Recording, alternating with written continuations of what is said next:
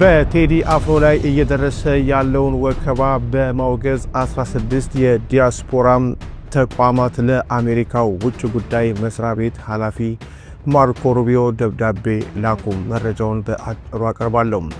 የአሁኑ ጠቅላይ ሚኒስትራችን ከሳቸው አመለካከት ውጭ ምንም ነገር የለም። ሁሉም አዋቂ ናቸው። አብይ ግንጪ ሃሮ ዳንዲ የሚባል ግንጪ ነው የሄደው። ሄሊኮፕተር አንስቶ ባስነሰሰው መቼም እና የቴዲ አፍሮን ስቱዲዮ የሚቀጥለውን ስራ ሁሉ ሳይቀር ዘርፈው ሄደዋል። የሌባ መንግስት ማሰር አይሰለቸው መስረቅ ስፒከር የሚሰርቅ መንግስት። ጉርሻዎች ግን እየታዘብን ጉርሻ ኢትዮጵያውያንን ንጹህ ነገር የምትፖስቱ ይመስለን ነበር። እኔ ብልጽግና ፓርቲ ነኝ። እኔ ብልጽግና አባል ነኝ። ዳስ ጣል የሚለው እንግዲህ ዳስ ለሰርግም ላዘንም ይጣላል። እሱ ግን ለኤኬሌን ያልኩት እስካላለ ድረስ የቴዲ አፍሮ ስቱዲዮ ተዘርፏል። ዛሬ ልትገረም ትችላለህ። ዘፈን ይሄን ያክል ፓወር አለ። ሰላም ጤና ይስጥልኝ። እንዴት አደራችሁ? እንዴት ዋላችሁ? እንዴት አመሻችሁ? ክርስቶስ ተነስቷል፣ በእውነትም ተነስቷል። በወቅታዊ ጉዳይ ተመልሼ መጣሁኝ። በተለይ ከቴዲ አፍሮ ቤት ጋር መገንጠል ጋር በተገናኘ ትልልቅ ሰዎችም ጭምር ትንተና እየሰጡበት ነው። ይህ የአብይ ጸባይን አለማወቅ እንጂ አብይ እኮ ከዚህም በላይ ያደርጋል ብለዋል። ከዚህ በፊት የተናገሩትን ጨምሮ ግን እዛ ተገብቶ ምን ተወሰደ? ሌሎች አካላትስ በዚህ ጉዳይ ላይ ምን አሉ? ደግሞስ የብልጽግና መንግስት ጸባዩ ምንድን ነው የሚለውን ነገር ለማየት እንሞክራለን። እስከ ፍጻሜ ድረስ ተከታተሉ። በተለይ ደግሞ ከዚህ እንጀምር። ለብዙዎች እንዲደርስ ላይክ ማድረጋቸውን አትርሱ። የአሁኑ ጠቅላይ ሚኒስትራችን ከሳቸው አመለካከት ውጭ ምንም ነገር የለም። ሁሉም አዋቂ ናቸው። በኢንጂነሪንግ፣ በፍልስፍና፣ በቅስና፣ በፖለቲካ በሁሉም ነገር አዋቂ ናቸው። ተው ቢባሉ አይተው። የእሳቸውን ያህል አቅም ያለው ማን አለ? ሁሉም ደንቆሮ። ሙያተኞቹ ባሉበት አዳራሽ አሳልፈን አንሰጥም ብለው መፎከር ሲጀምሩ አዳራሹ በጭብጨባ ቀለጠ። ድራማ የዚህ አይነት ድራማ ጊዜው አብቅቶበታል። የለም አልፏል። በዚህ የሚታለል የለም። ፖፑሊዝም የራሱ መጨረሻ አለው። ይበላዋል። የረባ ፖፑሊዝም ላይ ይወጣ ያ ተመልሶ ይበላዋል። ሂዝ ኢን ዴንጀር አገሪቱን አደጋ ውስጥ መጣል የለበትም። ስልጣን ላይ ሆኖ አገር እያስተዳደሩ የፈለጉትን እያደረጉ እየፈለጡ እየቆረጡ ከተማ እያፈረሱ የሚችሉትንና ማይችሉትን ነገር በሙሉ እያደረጉ ነገር ግን ስልጣን ላይ መሆናቸውን መቀበል ያቃታቸው ሰዎች እጅ ላይ ነው የወደቅነው። አንፎርቹኔትሊ ልጅ እያለን አሳምነው የሚባል ነገር ነበረ። ህፃናት ይጣላሉ፣ እንጣላለን። ሁልጊዜ ነገር እየፈለገ የሚያስቸግር ልጅ ካለ አምኛለሁ ብሎ ቃል እስኪገባ ድረስ አይለቀቅም። አሳምነው ይባላል። እሱ አሳምነው ተብሎ የሚያደባድቡ ይኖራሉና አምኛለሁ በቃ ሁለተኛ አይለመደኝም ብሎ ቃሉን ካልሰጠ አይተውም። ያው 8 ዓመት አሳምነው ለብል ላይ ናቸው። እነሱም አላመኑትም። በጣም ስላላመኑት አሁን የቀራቸው በራሳቸው ላይ መንገድ መዝጋት አድርገውታል። የተለያየ ቦታ ስቱዲዮ ሰብረው ንብረት የሚዘርፉ ዱርዮች እጅ ላይ ነው የወደቅነው። ስልጣን ላይ ናቸው፣ ግን ስልጣን ላይ እንደሆነ አላመኑም። አንፎርቹኔትሊ እሱን ያመኑት ቀን ነገሮች ይስተካከሉ ነበረ። ግን በጣም በሚያሳዝን ሁኔታ ራሳቸው አልከባቸውም ስልጣን ላይ እንደሆኑ። አሁን በቀጣይ መንገድ ይዘጋል። በቀጣይ ያው ራሳቸው መንግስት በመንግስት ላይ ይነሳል የተባለው ለዚህ መንግስት ሳይሆን አይቀርም። እንደው አሳፋሪ ሼምፉል ነው በጣም። የሆነ ከተመቸኝ ንግግር እሱ ነው። እስካሁን ድረስ እየተረዳሁት ያለሁት ነገር ስልጣን እንደያዙ እንኳን ያመኑበት አይመስለኝም። ግን ስለማያምኑበት ኦሮሚያ ላይ ሰው አስገድላሉ፣ ትግራይ ረብሻ አስነስተዋል፣ አማራ ክልል ረብሻ አስነስተዋል፣ ሶማሌ ክልል ረብሻ አስነስተዋል፣ ሶማሌና አፋር ላይ ረብሻ አስነስተዋል። ምክንያቱም ያሉበት ስልጣን እስካሁን ድረስ ያመኑበት አልመሰለኝም። ይህን ስሙት። ቴዲ አፍሮ ዘፈኑ ሲለቀቅ አብይ ወዴት እንደሸሸ። አብይ ግንጪ ሃሮ ዳንዲ የሚባል ግንጪ ነው የሄደው። ሄሊኮፕተር አንስቶ ባስነሰሰው መቼም የኢትዮጵያ ሄሊኮፕተር አይጠቀምም፣ የኢትዮጵያ ፓይለትም አይጠቀምም። ሄሊኮፕተሮቹ ራሱ የአረብ ኤምሬቶች ናቸው። ሁለቱ ቤተመንግስት የሚቀመጡ ናቸው። የአየር ኃይል አይጠቀምም። ለምን? በኢትዮጵያውያን ስለማይተማመን ነው። እኔ አላውቅም። የኢትዮጵያ አየር መንገድ ይጠቀማል፣ የኢትዮጵያ አየር ኃይል ግን አይጠቀምም። 2 ሄሊኮፕተር አለው። አብራሪዎቹም የነሱ ራሳቸው ናቸው። እና ሄሊኮፕተር አስነስቶ ሃሮ ዳንዲ ግንጪ ቴዲን ለመሳደብ ሄደ። ነዳጅ በተወደደበት ጊዜ ነዳጅ ውድ ነው። የሆርሙዝ ስትሬት በተዘጋበት ያው ሰርጡ በተዘጋበት ጊዜ ኢትዮጵያ በየቦታው ነዳጅ ችግር ባለበት ጊዜ የነዳጅ የአውሮፕላን ነዳጅ ደግሞ በተወደደበት ጊዜ ለመሳደብ ሚዲያ ጠርቶ ዝም ብሎ እኮ መግለጫ አይሰጥ ነበር። ምን ችግር አለው? ወይም ቤተ መንግስት እየጎበኘ እኮ ቴዲን መስደብ ይችል ነበር እኮ፣ ወይም አሽሙር መናገር ይችላል ነበር እኮ። ሄሊኮፕተር የሚያክል አንስቶ ግንጭ ሄደ። ሰው የቀላል አይደለም እኮ። አንዴ ያልሆነ ቦታ ላይ ነው የተወጋው። ያልሆነ መቀበጥ አልቻለም። አቁነጠነጠው። ለምን ዳስጣል ነው። የኢትዮጵያ ህዝብ ሆይ እንዴ ልክ እስከዚህ ድረስ ተጎድቼ ያለው ብሎ ሰው እኮ ከእንቅልፉ ተነሳው። በቴዲ አፍሮ ላይ እየደረሰ ያለውን ወከባ አይገርማችሁም? እውነት ነው። መግለጫ ያስጣያችሁ ከሆነ ከኋላ መናፈሻ ነገር እያሳየ መሰለኝና ሸሽቶ ሄዶ ነው አለ። ጥሩ ነው። እኔ ምንም አልጨምርበትም። እንቀጥል። ቴዲ አፍሮ ላይ እየደረሰ ያለውን ወከባ በማውገዝ 16 የዲያስፖራ ተቋማት ለአሜሪካው ውጭ ጉዳይ መስሪያ ቤት ኃላፊ ማርኮ ሩቢዮ ደብዳቤ ላኩ። መረጃውን በአጭሩ አቀርባለሁ። በትላንትናው ዕለት ምሽት የፌዴራል ፖሊስ ትጥቅ የለበሱ ታጣቂዎች ወደ ቴዲ አፍሮ ስቱዲዮ በመግባት አቦጊዳ የተባሉትን ስቱዲዮ 1 እና ስቱዲዮ 2 ሙሉ ዕቃዎችን መውሰዳቸውን መዘገባችን ይታወቃል። አሁን ደግሞ 16 የዲያስፖራ ተቋማት በቴዲ አፍሮ ላይ እየደረሰ ነው ያሉትን ወከባ በማውገዝ ለአሜሪካ ውጭ ጉዳይ መስሪያ ቤት ደብዳቤ አስገብተዋል። የአሜሪካ የኢትዮጵያ የሕዝብ ጉዳዮች ኮሚቴን ወይም ኤፓክን ጨምሮ 16 የኢትዮጵያን አሜሪካ የዲያስፖራ ተቋማት በአንጋፋው ድምፃዊ ቴዎድሮስ ካሳሁን ላይ የደረሰ ያለውን ጫናና በኢትዮጵያ እየተባባሰ ያሉትን የሀሳብን በነጻነት የመግለጽ መብት አፈና አስመልክቶም ለአሜሪካ ውጭ ጉዳይ ሚኒስትር ማርኮ ሩቢዮ አስቸኳይ የትኩረት ደብዳቤ አቀረቡ። የኢትዮጵያን የአንድነት ንቅናቄ ሊቀመንበር የሆኑት ዶክተር ባደገ ብሻው ተፈርመው በወጣውና በሌሎች 15 ታላላቅ ተቋማት በተደገፈው በዚህ ደብዳቤ ላይ የፌዴራል የጸጥታ ኃይሎች በምሽት የድምፃዊ መኖሪያ ቤት በመግባት በእሱና በቤተሰቡ ላይ ወከባና ማስፈራሪያ መፈጸማቸው ተገልጿል። ከዚህ በተጨማሪም የድምፃዊ ቃል አቀባይና ምክትል ማናጀር የሆኑት ወይዘሮ መሐሌት ሰለሞን መታሰራቸው እንዲሁም በአዲስ አበባ ውስጥ ወጣቶች የቴዲ አፍሮ ሙዚቃዎች በማዳመጣቸውና በማጋራታቸው ብቻ መታሰራቸው እጅግ አሳሳቢ ክስተት መሆኑን ደብዳቤው አብራርቷል።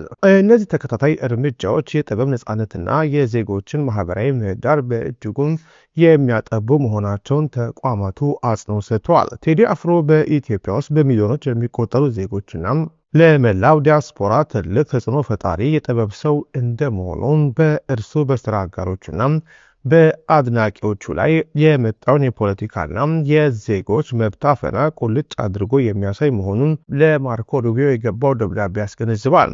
ኤፓክና አጋር የዲያስፖራ ተቋማቱም የአሜሪካ ውጭ ጉዳይ ሚኒስትር በቴዲ አፍሮና በሌሎች አደጋ ላይ ባሉ ግለሰቦች ዙሪያ ያለው ሁኔታ በቅርበት እንዲካተል አሳስበዋል። በተጨማሪም የአሜሪካ መንግስት ከኢትዮጵያ ባለስልጣናት ጋር በመነጋገር ሀሳብን በነጻነት የመግለጽ መብት እንዲከበር እንዲሁም የጥበብ ሰዎች፣ አንቂዎችና ነጻ ድምጾች ከወከባና ከበቀል እርምጃ እንዲጠበቁ ዓለም አቀፍ የሰብአዊ መብት ድንጋጌዎችን መሰረት ያደረገ ጠንካራ ግፊት እንዲያደርግ በአክብሮት ጠይቀዋል። እንግዲህ እንደሰማችሁት ዲያስፖራው ማህበረሰብ ደብዳቤ አስገብቷል። ያ ደብዳቤ ምን ያህል መንግስት ላይ ተጽዕኖ ያሳድራል የሚለው ነገር አንድ ነገር እንደሆነ ሁሉ ነገር ግን ቴዲ ላይ እየመጣ ያለው ተጽዕኖ ግን በቀላል የሚታይ አይደለም። ምናልባት በኋላ የምንመለከተው አንድ ቪዲዮ የሚኖር ቢሆንም ግን ተጽዕኖ ቴዲ ላይ ለማሳሰር የብልጽግና መንግስት ውሳኔ እንደደረሰም እየሰማን ነው። በኋላ የተደራጀ መረጃ ይዤላችሁ እመጣለሁኝ። ግን እንቀጥል። የቴዲ አፍሮ ስቱዲዮ ተዘርፏል። ዛሬ ልትገረም ትችላለህ። ዘፈን ይሄን ያክል ፓወር አለው። እሱ ብቻ አይደለም። አንዳንድ የፕሮቴስታንት ፓስተሮችን ደግሞ በዛው ሸንቆጥ ብናደርጋቸው መልካም ይመስለኛል። ምክንያቱም አፍልተዋል። እንግዲህ ቴዲን የሚመለከተው ነገር እንግዲህ ዛሬ ስቱዲዮው ሙሉ ለሙሉ ተዘርፏል። በጣም አስገራሚው ነገር የሲኤምሲ አካባቢ የሚገኘው ስቱዲዮም እንደ ቢሮም የሚጠቀምበት ቦታ፣ ስራዎቹን የሚሰራበት፣ አዳዲስ ስራዎቹን ሁሉ ያስቀመጠበት፣ ወደፊት የሚወጡ ስራዎቹን ሁሉ ያስቀመጠበት ቦታን ዘርፈውታል። የፌዴራል ፖሊስ አባላቶች ጥበቃውን ደብድበው አቁስለውት ሁሉ ሆነ ወደ ህንጻው ገብተው ዘርፈውት የሄዱት ማለት ነው። አህያን ለምንድነው አስፋልት ላይ የምትሸኙ ሲሏት ጅብን ጎርፎ ነው እንዲወስዱ አለች ይባላል። ዘላለም ዓለምን ስትሸና ትውላለህ እንጂ ቴዲን ጠርገው ማውጣት አትችልም ከህዝብ ልብ ውስጥ። ስለዚህ ገና ዘፈን እንደዚህ ያዟዣውን አይደለ እላይ ላይ አናተ ላይ ወጥቶ ሲጨፍርበት እንመለከተዋል የቴዲ አፍሮ ዘፈን። ሌላው በጣም የሚገርምና የሚደንቀኝ ነገር ይሄንን መንግስት ፕሮቴክት እናደርጋለን፣ ይሄንን መንግስት የኛ መንግስት ነው የሚሉ የፕሮቴስታንት ፓስተሮችን እንመለከታለን። እኔ እነዚህ ሰዎች የነገ መግቢያቸው ያሳስበኛል። ምክንያቱም ከህዋት ጋር አብረንን የነበርኩ ወይ ደግሞ ከኢህአዲግ ጋር አብሬ የነበርኩኝ የሚሉ ባለሀብቶች ታዋቂ ሰዎች ምናምን ከኢህአዲግ መውደቅ ጋር አብሮን የወደቁት ኢህአዲግ ላይ ግን ያኔ የተንጠለጠለ ሃይማኖት አልነበረም። አሁን እኔ የፕሮቴስታንት አንዳንድ ፓስተሮች ላይ ማስተውለው ፕሮቴስታንት እምነትን ከአብይ አህመድ ጋር ከብልጽግና ጋር የማጣበቅ አባዜ እመለከታለሁ። እኔ ይሄንን ነገር ሃይ መባል ያለበት ይመስለኛል። ምክንያቱም ከአብይ መውደቅ ጋር አብሮ ተጠያቂነትም ይመጣል። ደጋግሜ ተናግሬያለሁ። ከአብይ መውደቅ ጋር አብሮ ተጠያቂነት ይመጣል። ዳስጣል ምናምን የሚል ሙዚቃ ስተነትኑ የምትሉ ስብከታችሁን አቁማችሁ ክርስቶስን መስበክ አቁማችሁ በየፕሮቴስታንት ፓስተር አዳራሽ ውስጥ የቴዲ አፍሮን ዘፈን ስተነትኑ የምትሉ ፓስተር ነኝ የምትሉ ሰዎች ማፈር ይገባቸዋል። ሲጀመር ከተሰማችሁ ዘፈን አንሰማም መስሎኝ የመጀመሪያ መርሃችሁ ዘፈን ስተነትኑ ይዋላችሁ የአብይ አህመድ መንግስት እንከላከላለን የኛ መንግስት ነው ማለት ነገ አብሮ ከአብይ ጋር መውረድ ያስከትላል። እዚህ ሀግ በሉ። ሰው ቀልድ ሲያምረው ፍልፍሉን ሳይሆን ፕሮቴስታንት ፓስተሮች የተናገሯቸውን የሚያይበት ጊዜ ላይ ደርሷል እኮ አይደል?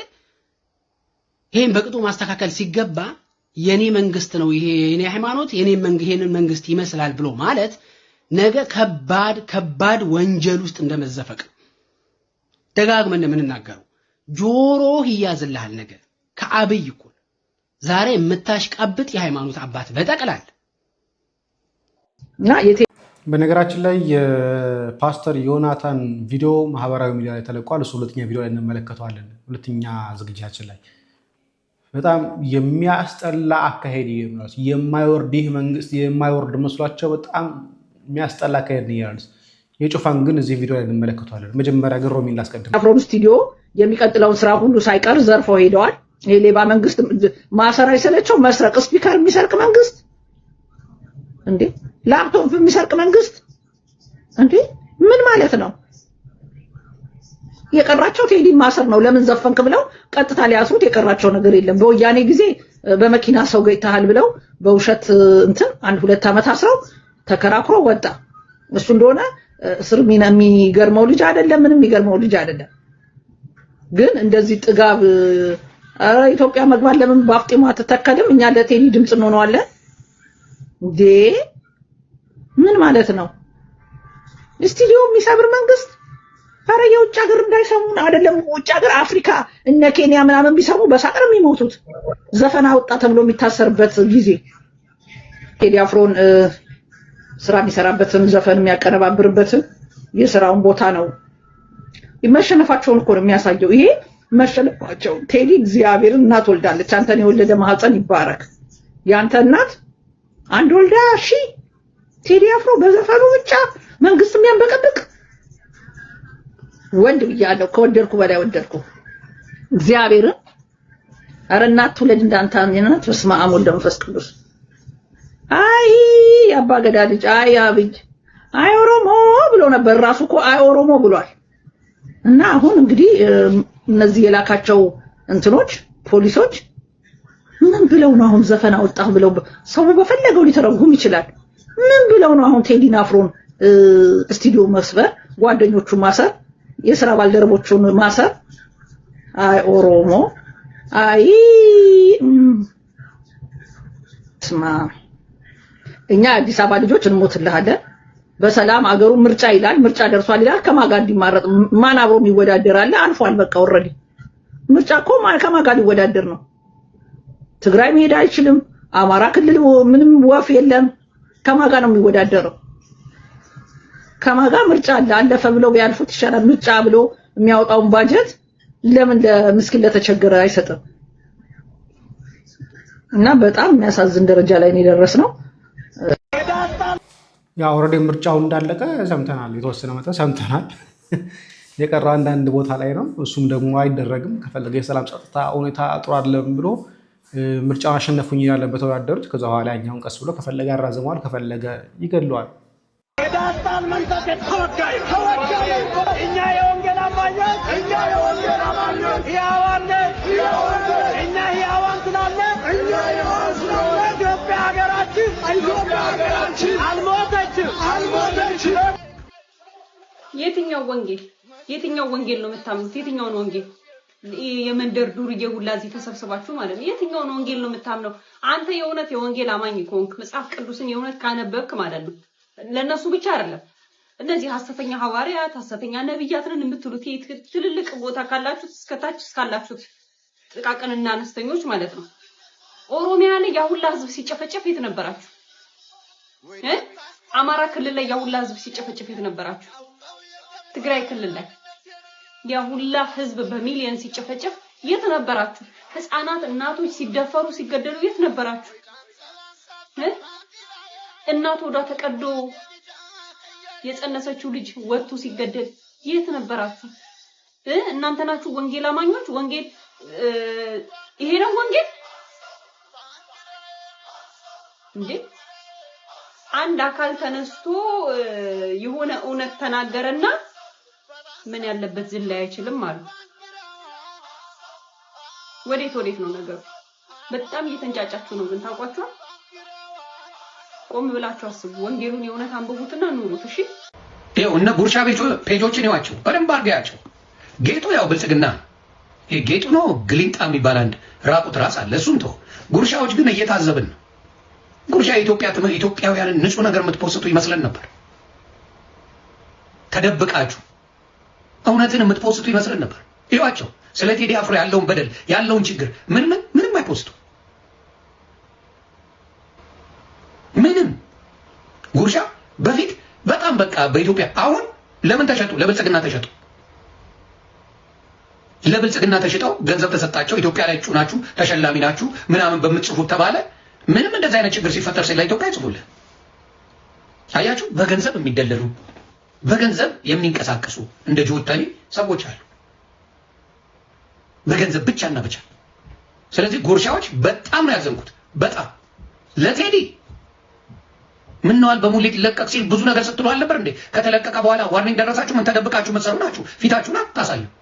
ፊታችሁን ሳታሳዩ ለምትጽፉ እንደዚህ ትንበጫበጫላችሁ እንዴ? በነገራችን ላይ አይታችሁት ከሆነ የቴዲን መዘረፍ ሰዎችን መታሰር አብዛኛው እየዘገበ ያለ ዘሀበሻ ብቻ። ሌሎቹ ትልልቅ ሚዲያዎች የሚባሉ ቀድሞ መረጃ ያደርሳሉ የሚባሉ ሚዲያዎች እንዳለ እየዘገቡት አይደለም። ወዲያውኑ በፈጣን መረጃዎች እያደረሰ ያለው ዘሀበሻ ነው። በዚህ ጉዳይ ላይ እናመሰግናለን። የኦርቶዶክስ አባቶች ሊቃውንት እንዳለ ያስተማራችሁት 30 60 100 ያማረ ፍሬ ያፈራል ያላችሁት አላፈራም። እንዳለ በሚባል ደረጃ ጭንጫ ላይ ነው የወደቀው። ምክንያቱ ምንድነው ካላችሁኝ፣ አንደኛ በአሁኑ ሰዓት አባት ስላጡ የትም ተበትነው ልክ ሙዚቃ ሲከፈት ሙዚቃው ሲመጣ እዛ ውስጥ መደበቃቸውን አሳዩ። እነማን? ልጆቻችሁ። እና አሁን ይሄ ተገቢ ነው አይደለም? እናንተ ሰርታችኋል አልሰራችሁም? እስቲ አሁን በዚህ ሰዓት የምትቆጡት ወጣት ይመለሳል ወይ? አባቶች ብለዋልና ብሎ የሚል አለ። አያችሁ የዘራችሁት ፍሬ ምን ያህል የቱ ጋር እንዳፈራ የቱ ጋር እንደወደቀ አያችሁ። አሁን ቤታችሁን መያዝ ተው። አሁን ሁሉም ነገር ተውና ልጆቻችሁ ላይ ስሩ። እኛም እንመለሳለን። ሁሉ ነገራችንን ተስፋችንን እግዚአብሔር ላይ እንድንጥል የናንተ የአባቶች ጸሎት፣ ልመና፣ ቡራኬ ያስፈልገናል። አስወጡን። ሁሉም ተደብቋል በየሙዚቃው በየሁሉ ነገሩ። ጭንቀቱን በሙዚቃ ድሮኮ ሊያረግ የፈለገው ይሄን አልነበረም። እና እባካችሁ እኔ እንኳንስ ልጆቻቸውን ሊሰበስቡ ይቅርና መሰረት ሚዲያ ወጣው ምናባት በኋላ ምን እንመለከተው ይሆናል ጊዜ ከፈቀደልን። እዛ ላይ የወጣው መረጃ እንኳን መች ማስተባበያ ይፈልጋል አይደል? 5 ወደ 8 ቀሳውስት በካልሻው ጋር ግንኙነት አላቸው ተብሎ ታስረዋል። ፍርድ ቤት እየተደበደቡ ነው። ብልጽግና ፓርቲ ነኝ። እኔ ብልጽግና አባል ነኝ። የክርስቶስ ባለጠግነት እኔ ውስጥ አለ። የክርስቶስ ዘር እኔ ውስጥ አለ። አቅምህ ከፈቀደ በካልሲ ከለር ፕራይቬት ጀት ብትጠቀም እግዚአብሔር ቅር አይለው። ስንጎሳቆል የሚደሰት አምላክ የለንም። ጭንቅላት ውስጥ ሽሮ እያሰብክ ቁርጥ በላለው ብሎ ማሰብ ዘበት ነው። ያሰብከውን ትኖራል፣ ያለምከውን ትመታለህ። አብዛኛው ሰው ያልተለወጠው ገንዘብ ስለሌለ አይደለም፣ የሰዎችን ንግግር ስለሚፈራ። ደብቆ ማድረግ አይመቸኝም። ያመንኩትን ነገር በአደባባይ ይሰራል። አሁን የሚነሱ አገልጋዮች በጣም ገራሚ የሆኑ ቸርቾችን ሲሰሩ እግዚአብሔርን በሚገርም ሁኔታ ሲያገለግሉ እኔ ወደፊት አይቻለሁ። እነዚያ ትውልድ ሳይነሱ እኔ አልሞትም። አንዳንድ ሰው ጥሩ መኪና ማይነዳው ገንዘብ ስለሌለ አይደለም፣ የኢትዮጵያውያንን ምላስ ስለሚፈሩ። ለኔ ትራንስፈር አድርግ፣ እኔ ነድቼ ድፍረት እሰጣለሁ። ለኔ ትራንስፈር አድርግልኝ። ገንዘብ እኮ ምድር ላይ የሚቀር ነው፣ ተጠቀም። የብልጽግና ወንጌልና የብልጽግና መንግስት እንደዚህ ነው። በነገራችን ላይ ድፍረት ነው የሚሰጠው። ህዝቡ ዳቦ እንዳጠረው እንኳን ማየት አይፈልጉም።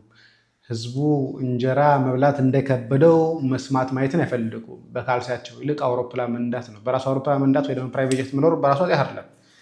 ግን ያን ብር እየተቀበልክ ያለው ግን ሰርተህ ሳይሆን ከነዳያን እየሰበሰበ ከድሆች እየሰበሰብክ እንደሆነ ግን ለማስታወስ ያህል ነው። ይህንን ስሙልኝ። የኮሶ መድኃኒት ባህሪው እየመረረ ትውጣለህ፣ ግን ያሽራል። አንዳንድ ጊዜ በቃ ጥበብ የጠራቸው ሰዎች አሉ፣ ይቃወሙም ይደግፉ። ይሄን አምና ደግሞ መቀበል ትልቅነት ነው እና እኔ ቴዲ የጥበብ ሰው ነው በጣም።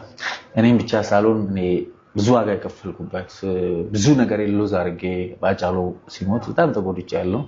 ከሱ በላይ ደግሞ እሱን እንወዳለን ያሉ ሰዎች ሲጎዱኝ ብዙ ዋጋ ከፍያለሁ። ስለዚህ አጫሉም ቴዲን በጥበቡ ያደነቀ ሰው ነው። ስለዚህ ቢያንስ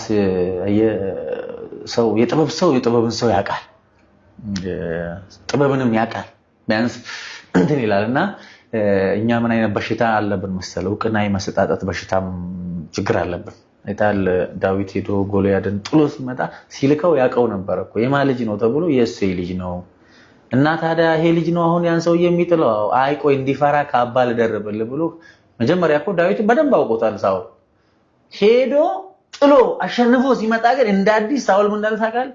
ይሄ ልጅ የማን ልጅ ነው ምናምን ብሎ እንደገና ጠየቀ። የእሴይ ልጅ እውቅና ለመስጠት እኮ ነው እንጂ አንተ ልብስ ሸልመ ያወጣውን ሰው እንዴት ነው አላቀውም ብለህ እንትን የምትለውና እንዲህ አይነት መንፈሶች አሉና ይሄንን ነገር ጥለን እንውደደውም ሐሳቡን እንጥላውም፣ ግን በሰራው ስራ እኔ ይስደበኝም ያሞግሰኝም በቃ ጥበቡ የሱ በሱ ዘንድ ያለውን ጥበብ አድርቄያለሁ። ዳስ ጣል የሚለው እንግዲህ ዳስ ለሰርግም ላዘንም ይጣላል። እሱ ግን ለኤከሌን ያልኩት እስካላለ ድረስ አቤት ብሎ ለኔ ነው ያለው ብሎ ማለትም ያሳፍራል። አቤት ብሎ ለኔ ነው ያለው ብሎ ማለት አንደኛ ይሄ ለካባ አላለ ሳትጠራ አቤት እንደመባል እንደማለት ነው። ባልተጠራበት ባልተፈለከበት ቦታ እንደመገኘት ነው። አንድ ለኤከሌ ነው ያለው ብሎ መተርጎምም በራሱ አሜት ነው። ምናላንተስ ቢሆን በምን ታውቃለህ? አሁን እኔ ወደ ዳስጣል የሚለውን ወደ 2 ወደ 3 ወደ 4 ትርጉም ልተረጉመው እችላለሁ። እኔ ምናልባት እንደ ሀገር ሰው አንዳንድ ሰው እንደሚያስበው እንደ ሀገር ለከሌ ነው ብሎ እንደሚያስበው ምናምን ልተረጉም ትችላለህ። ግን ደግሞ እኔ ሀገር ካልመራው ሀገር ፈርሳ ትገኛለች ያለ ቡድንም እስካሁን ሀገር አልመራም ቦታው ላይም አልመጣም። አንተም እዛው ዳስጣል እያለው ከሆነስ አብይን እጁን ጠምዝዘን እንደዚህ ስልጣን እንቀበለዋለን ያላካላል። አንተም እዛው ዳስጣል አይ ቅድም ህልምና እንትን ጥበብ ሙዚቃ እንደፈቹ ነው ያልኩ። ለዚህ ነው ጆሮውን ጠምዝዘን ሚኒሊክ ልጅ ምናምን አብይ እዚህ ገብቶ ብሎ ኮሮሞ ነጃዋሩላ ተነስቶ ምናምን ብሎ በቃ ዳስጣል። አንተም አትገባም 4 ኪሎ አትመጣም። አይ አፈታት አሰማም ነገሮችን ምትረዳ ከኔ በላይ ደግሞ እሱ የሚያቀርብ እዚህ ላይ ስራበት አንተ የተረዳውን ነው። አዎ ቴዲ አፍሮ ጋብዘነዋል ዲል የፈለገውን ነገር በሁሉም በኩል ይለናል ብለን ተስፋ አደርጋለሁ። ግን እንደ አንድ ኦዲየንስ ተመልካች አሁን በየአካባቢያችሁ ያዘናችሁ ዳስጣሉ ብለናል። የፖለቲካ ሐሳቢያቸው አይደል ያለው ዳሳችሁን ጣሉ ሊሆን ይችላል። በቃ መልካም ወደ ሁለተኛው ሐሳብ እንምጣ ወደ ግጥሙ ስትገባ ያው ብዙ ግጥሙ የራሱ አገላለጽ አለው ሀገር ስትሞት የሚል ነገር አለ እሱን ግጥም እንዴት ተረዳው እንዴት አየህ ሀገር የሞተበት የት ያለቅሳል ሄዶ አይነት ነገር ነው ብዙ ጊዜ በነገራችን ላይ አሁን ጊዜ ሞታለች ሀገር ብለው የተረጎሙም አሉ አላላ ብዙ ሀገር የሞተበት እንደ ሀገር ብትሞትብን የት ባለፈው ተናግር ያለው መጋቢ አዲስ ሼቱ አንድ ጊዜ የሆነ ብቻ ሚዲያ ላይ ሲናገሩ ሰምቻለሁ በጣም ማደንቃቸው ሰው ናቸው ምን ይላሉ መሰለኝ ለማበድም ሀገር ያስፈልጋል ይላሉ ለማበድ ማለት ነው ስለዚህ እኔ ይመስለኛል እንደኔ ያለን አንድ ሀገር ነው ገባ አይደለ አሁን ግን እኛ እንዴት እንደምናስብ ታቃል ሁሉም ተቧጭቆ የት ገብቷል መንደር ውስጥ ገብቷል ቶ አማራና ኦሮሞ ትግሬ ምናምን ኦሮሞ ተቧድኖ በየመንደር እኮ ገብቷል እኮ ሸዋ ሰሜን ሸዋ ምዕራብ ሸዋ አረርጌ አርዚ ባሌ ብሎ እኮ እንዲቆር ክርክሩ አሁን ምን ሆነናል አንሰን 90 ሀገር ልንሆን ጫፍ ላይ ነው ያቀረነው ለምን ትልቁን ቅድም ያልኩን ኢትዮጵያን ካለመረዳታችን ኢትዮጵያኮ ታቃለ ብዙ ጊዜ ሰው ማይረዳው የሆነን አካል ብቻ ማለት አለ ኢትዮጵያ ማለት ኦሮሞ ብቻ ማለት አለ ኢትዮጵያ ማለት አማራ ብቻ ማለት አለ ኢትዮጵያ ማለት ትግሬ ብቻ ማለት አለ ኢትዮጵያ ማለት 80 ስንት ብሔር ያለባት ሀገር ናት 80 ስንት ብሔር ማለት ነው ኢትዮጵያ ማለት 80 ስንት ቋንቋ 80 ስንት ባህል 80 ስንት ምናምን አየ ይሄን ሁሉ ነገር አንድ ላይ አቻችለ አመጣጥነ አመዛዝነ መኖር ማለት ነው እንግዲህ እንደ አገባቧ እንደ ተርጓሚው እንደ ተረዱት መጠን ነው የሚተረጎመው ሁሉን ነገር ይፈታል ፖለቲከኛው በሚያቀው በዳው ልክ ይፈታዋል ዘፋኙም ደግሞ በገጠመበት ሐሳብ በገጠመው ሰባኪው እንደፈለገ ይከተዋል ሌላኛውም እንደፈለገ ይፈታዋል እናንተስ እንዴት ፈታችሁት ለእናንተም ተው ሁሉንም ሰው የሆነ አካል እንዲፈታ መጠበቅም ተገቢ አይደለም ብያስባለሁ ሁሉም እንደተረዳበት ስለሚተረጉመው እኔ እዚህ ያላብቃ በሁለተኛ ቪዲዮ መልሳለሁ ሰላም እግዚአብሔር ከእናንተ ጋር ይሁን ቸር ቆዩ